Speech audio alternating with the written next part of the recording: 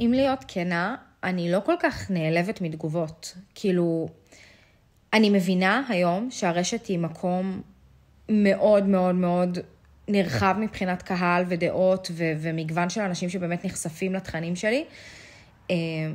ואגב, רוב התגובות הן קשורות למראה החיצוני, וזה לא חודר אותי בשום צורה, אבל לפעמים דווקא תגובות שלא מגיעות מתוך הרשת, ונגיד, אומרים לי בבין אישי, אנשים שקרובים אליי, יכולים להגיד, אני לא יודעת אם להעליב, אבל יכולים לגעת בי.